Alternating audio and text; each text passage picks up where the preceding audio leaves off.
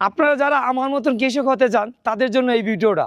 আসসালামু আলাইকুম, আমি ফেরদৌস ব্যাপারী, আপনাদের শৌখিন কৃষক। এই বছর এই বড় বাগানে আমি 1000 পেঁপে গাছ চাষ করছি।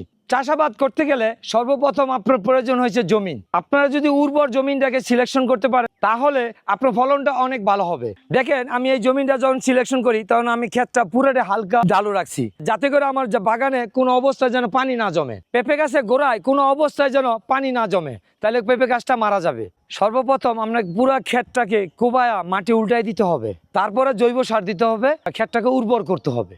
যখন আমার মাটিটা তৈরি হয়ে যাবে তখন আপনার বাজার থেকে সুস্থ জাইনা হইনা জাত নির্ণয় করে পরে চারাটা লাগাবেন। চারা লাগানোর সময় আপনারা কাছাকাছি চারা লাগাবেন না, কাছাকাছি লাগাইলে ফলন অত ভালো হয় না।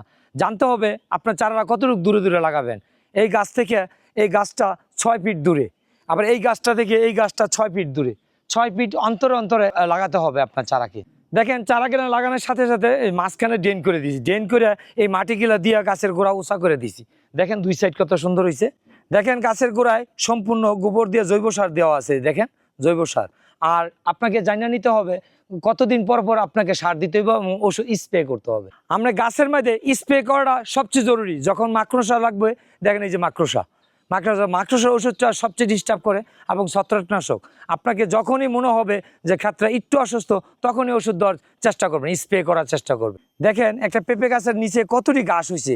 এই গাছগুলা কোনো অবস্থায় রাখা যাবে না, এই গাছগুলা একদম পরিষ্কার করে রাখতে হবে, রাখা সুন্দর করে মাটি দিয়ে রাখতে হবে।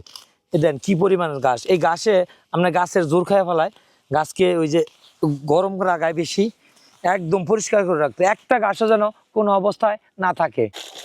বাগানের সবচেয়ে বেশি প্রয়োজন হয়েছে পানির ব্যবস্থাটা আপনাকে রাখতে হবে, যাতে যখনই পানি শর্ট পড়বে তখনই পানি দিতে হবে। চাষাবাদ করতে গেলে এগুলো হচ্ছে আপনার সাধারণ জ্ঞান, এই সাধারণ জ্ঞানগুলো থাকলেই আপনি চাষাবাদ করতে পারবেন।